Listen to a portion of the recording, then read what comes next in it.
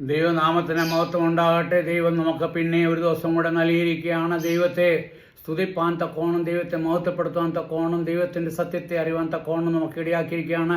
ഇന്ന് എപ്പിസോഡ് 6 നമ്മൾ പഠിക്കാൻ പോകുന്നത്. ഇവിടെ നമ്മൾ പഠിക്കുന്നത്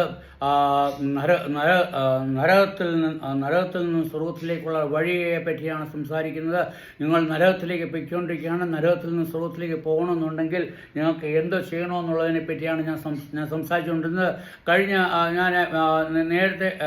നേരത്തെ ഞാൻ നിങ്ങളോട് സംസാരിച്ചപ്പോൾ ഞാൻ പറഞ്ഞായിരുന്നു, ദൈവം നിങ്ങളുടെ പിതാവാണ്. പിതാവായ ദൈവം എന്ന് പറഞ്ഞാൽ നിങ്ങളുടെ പിതാവാണ്. നിങ്ങളെ സൃഷ്ടിച്ച ദൈവം അവനാണ്. ആ സൃഷ്ടിച്ച ദൈവത്തെ നിങ്ങൾ മാനിക്കുന്നോ ഇല്ലയോ എന്നാണ് ഇവിടുത്തെ ക്വസ്റ്റ്യൻ.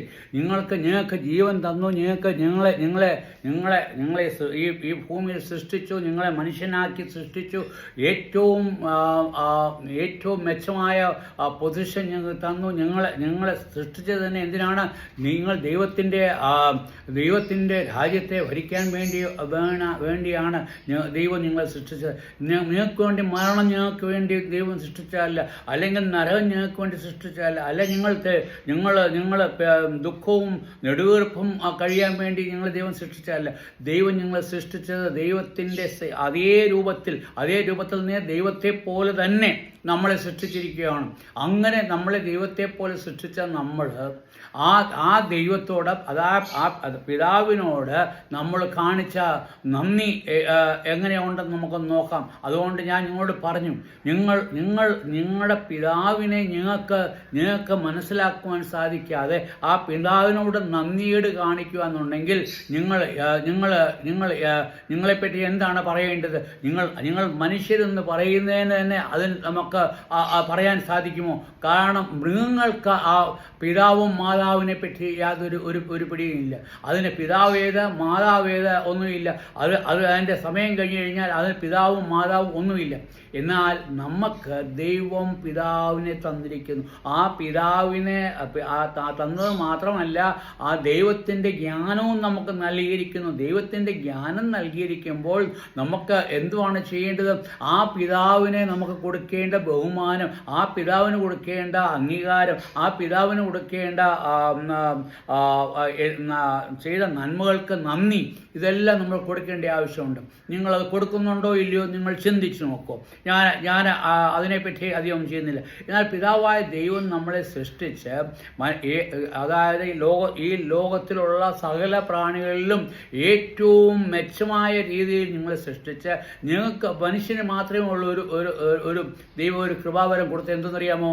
സംസാരിക്കാനുള്ള കൃപാവരം. അല്ലെങ്കിൽ നിങ്ങൾക്ക് സംസാരിക്കാൻ വേണ്ടി, നിങ്ങൾക്ക് അന്യോന്യം സംസാരിപ്പാനും അന്യോന്യം നമ്മുടെ ഹൃദയങ്ങളുടെ കാര്യങ്ങൾ പറയുവാനും വേദനകൾ പറയാനും സന്തോഷങ്ങൾ പറയാനും എല്ലാം വേണ്ടി ദൈവം നമുക്ക് മനുഷ്യന് മാത്രമേ കൊടുത്തിട്ടുള്ളൂ. മൃഗങ്ങൾക്ക് കൊടുത്തിട്ടില്ല. നമുക്ക് അങ്ങനെ ദൈവം നൽകിയിരിക്കുന്ന ആ ദൈവം നമുക്ക് ചെയ്ത ഉപകാരങ്ങളെ നമ്മൾ ഓർക്കും. ഞാൻ പറഞ്ഞു, ദൈവം നമ്മളെ സൃഷ്ടിക്കുന്ന മുമ്പേ തന്നെ നമുക്ക് ആവശ്യമുള്ള എല്ലാ കാര്യങ്ങളും തന്നു. നമുക്ക് ഏതെങ്കിലും ഒരു കാര്യം പറയാമോ? ദൈവം എനിക്ക് ഇന്ന കാര്യം തന്നില്ല, അതുകൊണ്ട് ഞാൻ ഈ ദൈവത്തെ നമസ്കരിക്കുന്നില്ല. അങ്ങനെ നിങ്ങൾക്കൊരു കാര്യം പറയാൻ പറ്റുമോ? നിങ്ങളുടെ ജീവിതത്തിൽ ഒന്നും തന്നെ നിങ്ങൾക്ക് ആവശ്യമുള്ള എല്ലാ കാര്യങ്ങളും ദൈവം തന്നിട്ടുണ്ട്. ഞങ്ങൾക്ക് ശ്വാസം എടുക്കാൻ വേണ്ടി വായുവിനെ തന്നിട്ടുണ്ട്. അത് ഇഷ്ടം പോലെ തന്നിരിക്കുന്നു. വെള്ളം തന്നിരിക്കുന്നു, ആഹാരം തന്നിരിക്കുന്നു, നിങ്ങൾക്ക് ആരോഗ്യം തന്നിരിക്കുന്നു, എല്ലാം തന്നിരിക്കുന്നു. എന്നിട്ടും നിങ്ങൾ ദൈവത്തിൻ്റെ കൽപ്പന മറുതലിച്ച് നിങ്ങൾ ജീവിക്കുന്നോ? അത് ശരിയോ തെറ്റോ? അത് നമ്മൾ ദൈവത്തിൻ്റെ കൽപ്പന എന്ന് പറഞ്ഞാൽ, ദൈവം പറഞ്ഞേ, നിങ്ങൾ ആരെയാണ് ആരാധിക്കേണ്ടത്? എന്നെ മാത്രം. ഞാനാണ് ജീവനുള്ള ദൈവം. ഞാൻ ജീവനുള്ള ദൈവമായതുകൊണ്ട് നിങ്ങൾ എന്നെ വേണം ആരാധിക്കാൻ. ഞാനാണ് നിങ്ങളെ സൃഷ്ടിച്ചത്. വേറൊരു ദൈവം ഞങ്ങൾക്കില്ല. നിങ്ങൾക്ക് വേറൊരു ദൈവം ഇല്ലാത്തപ്പോൾ നിങ്ങൾ വേറൊരു ദൈവത്തെ ഉണ്ടാക്കിയിട്ട് അത് എൻ്റെ ദൈവമാണ്, അല്ലെങ്കിൽ ഒരു കല്ലിനെയോ മണ്ണിനെയോ കൊണ്ടൊരു ഒരു രൂപം ഉണ്ടാക്കിയിട്ട് അത് പറയുകയാണ് അത് എൻ്റെ ദൈവമാണ് എന്ന് പറയുമ്പോൾ നിങ്ങൾ ദൈവത്തെ നിങ്ങൾ അവമാനിക്കുകയാണോ അതോ നിങ്ങൾ ദൈവത്തിന് മഹിമ കൊടുക്കുകയാണോ? നിങ്ങളൊന്ന് ചിന്തിച്ച് നോക്കിയേ. നിങ്ങളുടെ ജീവിതത്തിൽ നിങ്ങൾ ചെയ്യുന്ന കാര്യങ്ങൾ, നിങ്ങൾ ദൈവത്തിന് കൊടുക്കേണ്ട മഹിമ നിങ്ങൾ ദൈവത്തിന് കൊടുക്കണം. ദൈവം നിങ്ങളെ സൃഷ്ടിച്ചതാണ്. അത് നിങ്ങൾ മറക്കാതെ നിങ്ങൾ ദൈവത്തിന്. ഞാൻ ഒരു കാര്യം നിങ്ങളോട് ചോദിക്കാം. നിങ്ങൾക്ക് മക്കളുണ്ടാകുന്നു. നിങ്ങൾക്ക് മക്കളുടെ മേലെങ്കിലും അധികാരമുണ്ടോ? മക്കളുടെ മേലെ എന്തെങ്കിലും അധികാരമുണ്ട്? നിങ്ങളൊരു മക്കളെ പ്രസവിച്ച ഒരു കുഞ്ഞിനെ ഉണ്ടാക്കി അതിനെ വലുതാക്കി ആ മക്കളുടെ മേൽ നിങ്ങൾക്ക് എന്തെങ്കിലും അധികാരമുണ്ടോ? മനുഷ്യന് മക്കളുടെ മേൽ അധികാരമില്ല. എന്ന് പറഞ്ഞു കഴിഞ്ഞാൽ ദൈവത്തിന് അത് അധികാരം ആർക്കാണ്? ദൈവത്തിനാണ്. ദൈവത്തിന് എപ്പം വേണമെങ്കിലും അവന് തിരിച്ചെടുക്കാം. നിങ്ങൾക്ക് ഒരു ഗിഫ്റ്റ് തന്നിരിക്കുകയാണ്, അല്ലെങ്കിൽ നിങ്ങൾക്ക് ഒരു സമ്മാനം തന്നിരിക്കുകയാണ്, നിങ്ങൾക്ക് സൂക്ഷിക്കാൻ വേണ്ടി നിങ്ങൾക്ക് മക്കളെ തന്നിരിക്കുകയാണ്. നിങ്ങൾ അവരെ പഠിപ്പിച്ച് വളർത്തി അവർക്ക് ദൈവത്തിൻ്റെ നന്മയെപ്പറ്റി പറഞ്ഞു കൊടുക്കാൻ വേണ്ടി നിങ്ങളെ നിയമിച്ചിരിക്കുകയാണ്. അതാണ് ഇസ്രായേൽ മക്കളോട് ദൈവം പറഞ്ഞിരിക്കുന്നത്. നിങ്ങളുടെ മക്കളോട് ദൈവവചനം പറഞ്ഞ് ദൈവം ആരാന്ന് അവർക്ക് മനസ്സിലാക്കത്തക്കോണം നീ അവരെ ഗ്രഹിപ്പിച്ചു കൊടുക്കുക. എന്നിട്ട് നിന്റെ ദൈവത്തിൻ്റെ വചനങ്ങൾ അവരുടെ നെറ്റിയിൽ മേലും അവരുടെ കയ്യിലും കെട്ടി നടക്കണമെന്ന് പറഞ്ഞു.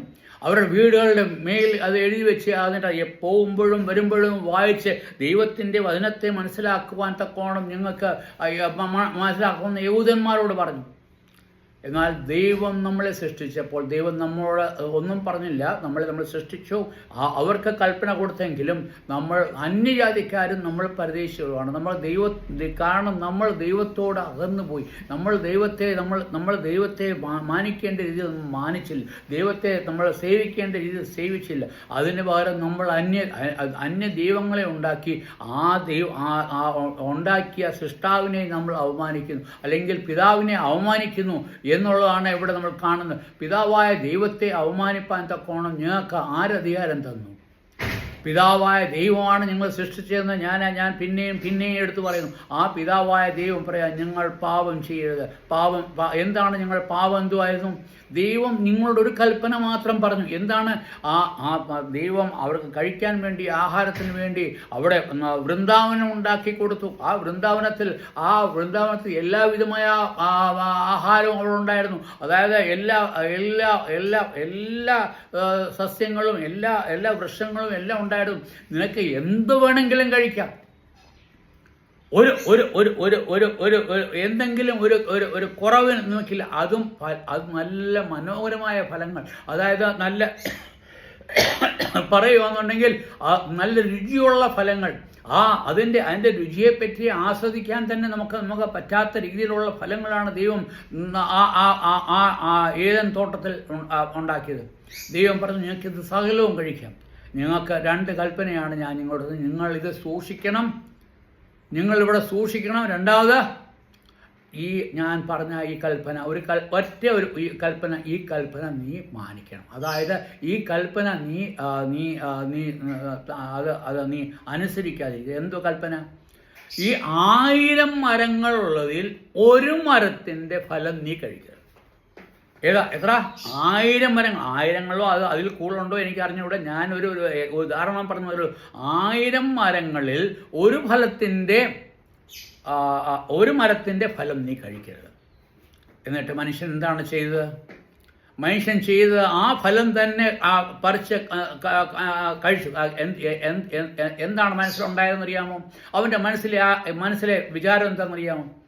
ദൈവമാര് അവനെ ഞാൻ അനുസരിക്കത്തക്കോണം കാര്യം എന്താ?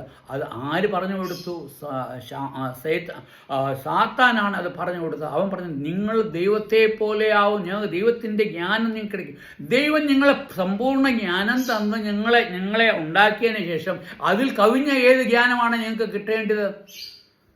ഒന്ന് ആലോചിച്ച് നോക്കി. നിങ്ങൾക്ക് എല്ലാം സമ്പൂർണ്ണമായിട്ട് തന്നിട്ടുണ്ട്. ഏതെങ്കിലും കാര്യത്തിന് കുറവുണ്ടെങ്കിൽ നിങ്ങൾക്ക് പറയാം, എനിക്ക് ഇന്ന കാര്യത്തിന് കുറവുണ്ടായതുകൊണ്ടാണ് ഞാൻ ആ ഫലം കഴിച്ചത്, അതുകൊണ്ട് എനിക്ക് ജ്ഞാനം ഇല്ലായിരുന്നു, അതുകൊണ്ട് ജ്ഞാനത്തിന് വേണ്ടിയാണ് ഞാൻ.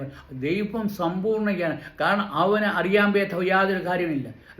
അതിൻ്റെ സമ്പൂർണ്ണ ജ്ഞാനത്തിൻ്റെ ഒരു ഉദാഹരണം മാത്രം പറയുകയാണ്. എന്താണ് സമ്പൂർണ്ണ ജ്ഞാനത്തിൻ്റെ ഉദാഹരണം എന്ന് പറഞ്ഞാൽ? മൃഗങ്ങളെയെല്ലാം കൊണ്ടുവന്നു. ആദം എല്ലാ മൃഗങ്ങളെയും നോക്കിയിട്ട് അതിന് പേര് കൊടുത്ത് അതിനെ പറഞ്ഞു വിട്ടു. ദൈവം എന്തിനാ ഈ മൃഗങ്ങളെ കൊണ്ടുവന്ന് അവിടെ പ്രത്യേകം ഇതുകൊണ്ട് അതായത് അവനൊരു തുണയെ ആവശ്യമുണ്ട് എന്നും പറഞ്ഞുകൊണ്ടാണ് അത് ചെയ്തത്. അന്നേരം അവൻ മൃഗങ്ങളെ കൊണ്ടുവന്നിട്ട് ഒരൊറ്റ മൃഗങ്ങളെപ്പോലും എടുത്തില്ല. എന്നാൽ ദൈവത്തിൻ്റെ സർവ്വജ്ഞാനം അവൻ്റെ ഹൃദയത്തിലുണ്ടായിരുന്നു. അവൻ്റെ ആ മനുഷ്യൻ്റെ രീതിയിലുള്ള ആ മൃഗങ്ങളല്ല. ആ മൃഗങ്ങൾ മനുഷ്യനായിട്ട് മാറാൻ പറ്റത്തില്ല. ആ മൃഗങ്ങളെ അതിനെ ഓരോന്നിനും പേര് കൊടുത്ത് അതിനെ പറഞ്ഞയച്ചു. എന്നിട്ട് ദൈവം ചിന്തിച്ചു, ഇവന് തക്കതായ ഒരു തുണയെ ഞാൻ കൊടുക്കും എന്ന് പറഞ്ഞുകൊണ്ട് അവൻ എന്ത് ചെയ്തു? അവനെ ഒരു ഗാഢനിദ്ര വരുത്തി അവൻ്റെ വാരിയലിൽ നിന്ന് ഒരു വാരിയലിലെടുത്ത് അവന് ഒരു സ്ത്രീയെ ഉണ്ടാക്കി. ഈ സ്ത്രീയെ ഉണ്ടാക്കി നമുക്ക് ഗാഢനിദ്ര എന്ന് പറഞ്ഞാൽ നമുക്കറിയാം, ഗാഢനിദ്ര നമുക്ക് ഒരു കാര്യം പോലും നമുക്ക് ഓർക്കാൻ സാധിക്കില്ല. ആ ഗാഢനിദ്രയിൽ നിന്ന് എഴുന്നേറ്റ് സ്ത്രീയെ കണ്ടപ്പോൾ എന്ത് പറയുന്നു?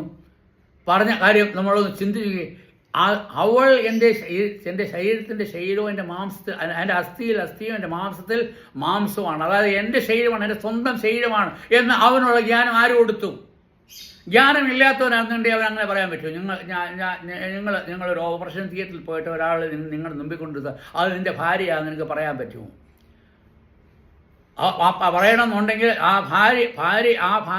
അവൻ ഓർമ്മയില്ലാതെ ഉണ്ടെങ്കിൽ അവൻ നേരത്തെ അങ്ങനെ ഒരു സ്ത്രീയെ കണ്ടിട്ടില്ല, അത് ഭാര്യയാന്ന് പറയാൻ പറ്റത്തില്ല. ഇതാണെങ്കിൽ ഒരു സ്ത്രീയെ കാണാത്ത ഒരു വ്യക്തി, ഒരു സ്ത്രീ തൻ്റെ മുന്നിൽ വന്നപ്പോൾ, സ്ത്രീയെ കണ്ടപ്പോൾ എന്താണ് പറയുന്നത്? ഇത് എൻ്റെ ശരീരം, ഇത് നരനിൽ നിന്നും ഉത്ഭവിച്ചതുകൊണ്ട് ഇവിടെ നാരി എന്ന് വിളിക്കും.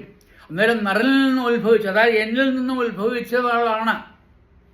എനിക്ക് തക്കതായ തുണ ഇവളെ മാത്രമാണ്. ഇതേപോലത്തെ ഒരു തുണ എനിക്കിനി കിട്ടാനില്ല.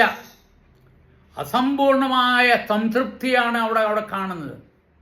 അന്നേരം അസമ്പൂർണമായ സംതൃപ്തിയോടുകൂടെ ആ സ്ത്രീയെ അവൻ സ്വന്തമാക്കി. ആക്കി കഴിഞ്ഞപ്പോൾ പറഞ്ഞ ആദ്യത്തെ കാര്യം എന്തെന്നറിയാമോ? ഇവൾ അപ്പനെയും അമ്മയും വിട്ട് ഭർത്താവിനോട് പറ്റിച്ചേരും. അന്നേരം ആദ്യം തന്നെ പിതാവിനോടും അമ്മയോടും അപ്പനോടും, ഈ സ്ത്രീയുടെ അമ്മയും അപ്പനും ആരാണ്? ദൈവം തന്നെയാണ് അവളെ സൃഷ്ടിച്ചത്. അവളെ ദൈവം സൃഷ്ടിച്ചെങ്കിൽ അവിടെ അപ്പനും അമ്മയും ആരാണ്? ആ ദൈവം തന്നെ. പറയുകയാണ്, അപ്പനെയും അമ്മയും വിട്ട് ഭർത്താവിനോട് പറ്റിച്ചേരും. അന്നേരം ദൈവം അവരെ യോജിപ്പിച്ചപ്പോൾ ആദ്യം എടുത്ത തീരുമാനം എന്നറിയാമോ? അവളോട് പറ്റിച്ചേർന്നിട്ട് ദൈവത്തോട് അകന്നു നിൽക്കുക. പാവം അകത്ത് കിടക്കുന്ന രീതി ഞാൻ പറഞ്ഞെന്ന് മാത്രമേ ഉള്ളൂ. ദൈവം നമ്മൾ വചനം പഠിക്കുമ്പോൾ നമുക്ക് രണ്ട് തരത്തിലുള്ള പാപങ്ങളുണ്ട്. ഒരു പാപം എന്ന് പറഞ്ഞാൽ കൽപ്പിച്ച കൽപ്പനകൾ നമ്മളോട് ഒരു കാര്യം പറഞ്ഞത് ചെയ്യരുതെന്ന് പറഞ്ഞ് ചെയ്യുക എന്നുണ്ടെങ്കിൽ അതാണ് പാപം. അത് നമ്മൾ അറിഞ്ഞുകൊണ്ട് ചെയ്യുന്ന പാപം. അതായത് നിന്നോടൊരു കൽപ്പന ചെയ്തു, നീ ഈ ഗേറ്റിന് പുറത്ത് പോകരുതെന്ന് പറഞ്ഞാൽ നീ ആ ഗേറ്റിന് പുറത്ത് പോയപ്പോൾ നീ പറഞ്ഞ കൽപ്പന നീ കേൾക്കുന്നില്ല, അല്ലെങ്കിൽ ദൈവം നിന്നോട് കൽപ്പിച്ച ഫലം കഴിക്കരുതെന്ന് പറഞ്ഞാൽ അതാണ് ഔട്ട്സൈഡ് സിൻ, അല്ലെങ്കിൽ വെളിയിലുള്ള പാവമാണത്. രണ്ടാമത്തെ അത് മനസ്സിൽ നമ്മൾ ചിന്തിക്കുക. അവൻ ചിന്തിച്ചു, അവൻ മനസ്സിലെ പാവം, ഞാൻ ഇന്ന് ഈ ഫലം കഴിക്കുകയാണെങ്കിൽ ഞാൻ മരിച്ചു പോകും, ഞാൻ